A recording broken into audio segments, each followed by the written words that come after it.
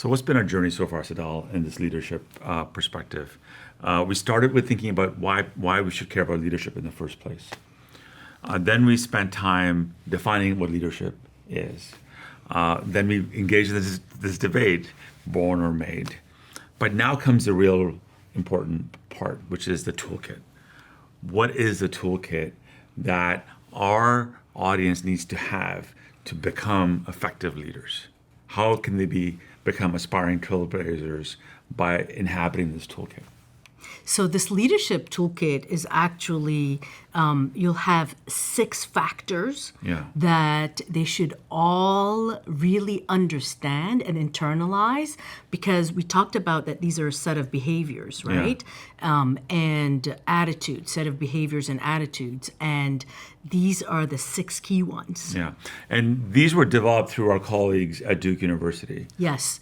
Sim Sitkin and Alan Lind developed these domains. And what they do essentially, and why I love this, is that they just pull together all the things that we know about leadership and all the things that we've actually discussed. So you'll see sparks and flickers of things that we've talked about before, but we'll put it together around these 6 toolkit items. And we'll also talk about why they're each important, what they do, what and the why. Yeah. So do you want to walk through the 6 elements so that people at least have a sense of the direction we're going? Sure. Yeah. Sure.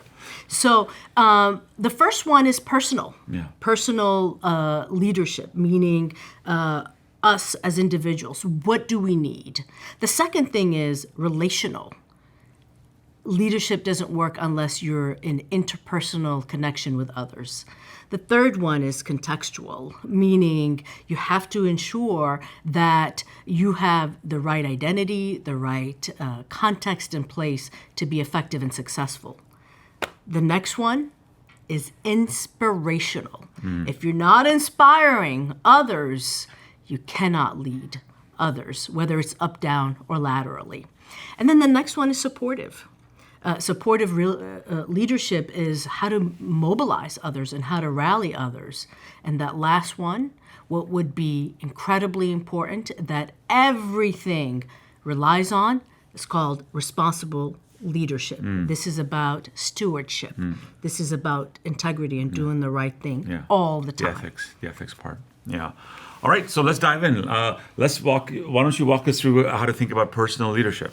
So it's interesting because personal leadership requires us to have an authentic personal style that projects our values and personality. So as I mention all the time, and I talk about all the time, is that we have to have a set of beliefs and values that guides us as leaders. And they could be different for different people, but it's really understanding what is our philosophy of human behavior. How do we ensure that our philosophy of human behavior is working to mobilize for the good? And how do we develop strategic insight and vision? How do we have courage and passion about all that we do? So all of this is called personal leadership because you work on it on your own. And I actually think all of you should start working on these pieces because you don't need an organization. You don't need others for this. You can start right now to think about your personal leadership steps and moves. Can I just double click on something here, which is the first point you made about personal leadership style and your own values and personality. When you're young, you're sort of in the middle of sort of developing your own set of values and personality. Do you have recommendations for our audience on how to go about that journey? Because it's not as if like you get a book that says, Sadal, this is your values and personality. Kareem, this is your values and personality. How does somebody do that? What do they need to do? You know, the best way to develop this is to see how you react to leaders. Some leaders viscerally turn you off. Yeah. It could be at the national level, at a country level, at a regional level. It could be a community leader. It could be an organizational leader. Some people just turn you off. Yes. So pay attention to that. Pay attention to that, but even take it further. Those are the things that will not be part of your value set. right? Yeah. On the other hand, there are leaders who actually spark interest, Motivate you. motivate you. Yeah. Some Make lead you do the extra mile. make you do the extra mile and see what that is, how you feel, and take it a step further and mark the values that these people hold that you want to borrow as you develop your own. So it's about getting information from the world around you to figure out what you love, what you're turned off by, and begin to put it together for yourself. That's how you develop the values. Yeah. Yeah. So as a first step in this personal leadership, you should go spend some time and do what Sadal recommended, right? Create a little journal that sort of looks at what are the types of leaders that turn you on, that get you motivated, that get you making the extra step. Look for them in your local communities. Look for them globally. You can go on YouTube and find a whole lot of leaders of all types and learn about them, right? At the same time, also think about the ones that turn you off, that demotivates you, that you're like, oh, I can't believe this, right? And then use that as the basis to say what works for you personally and what works for you that's going to motivate you as well, and be very explicit about that. And that can also then help you both think about your own values and the type of personality that you want to project as well. Exactly. And start experimenting. Little mini experiments here and there to take on some of these values that you like, and how do you make them manifest in your lives. Yeah. So I love this quote, Sadal, by Edwin Friedman. Leadership can be thought of as a capacity to define oneself to others in a way that clarifies and expands a vision of the future.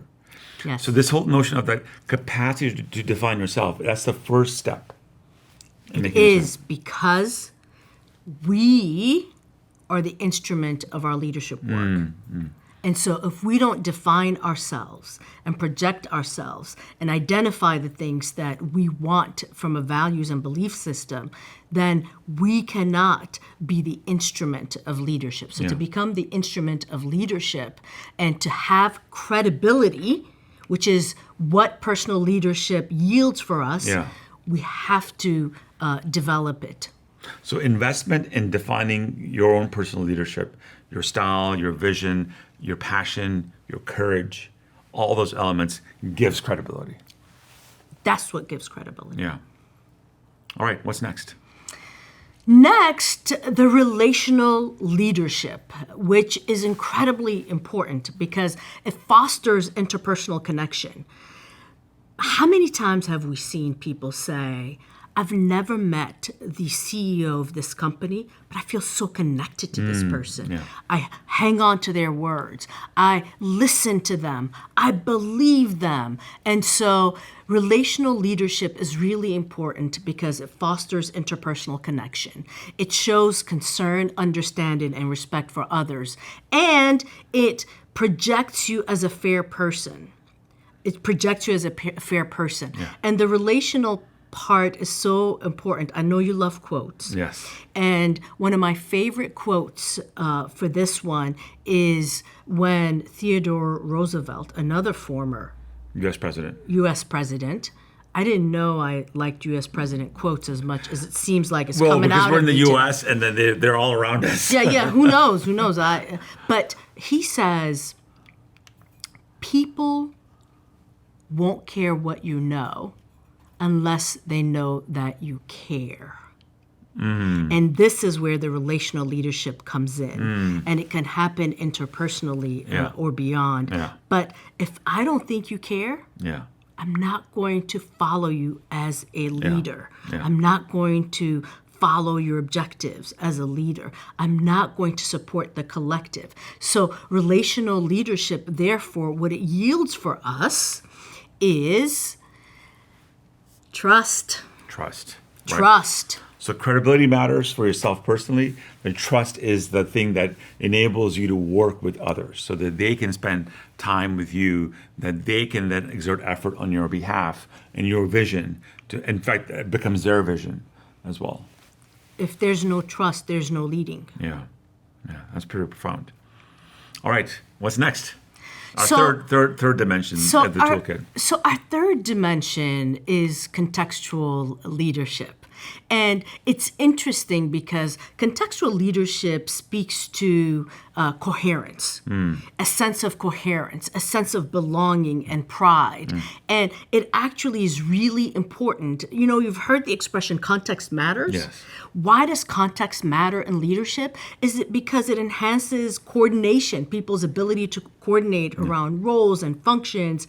Think of teams you've been part of, whether in school or beyond, in your early work activities or volunteering activities. In the absence of the sense of identity and belonging within that context, Yes. it's very difficult to advance leadership. So contextual leadership ultimately yields Yeah. community. Yeah. And what does that mean by community? Like, what does that enable us? Well, community is really important because it is about our sense of identity as a group. Yeah. You know, we have a Harvard Business School community, Yes. and we all have a collective set of agenda. And as Max Dupree says, it actually, the first responsibility of a leader is to define reality. That's pretty deep. It's really Yeah. important. If you're defining reality, that means that reality can be defined. Like you as a leader actually set the stage for what people see. And when we talk about community, it's shared reality. If I don't share that reality, or if I don't share the ultimate goal for all of us, nothing is going to advance. Yeah. So having this shared sense of reality that leaders define advances the community objectives.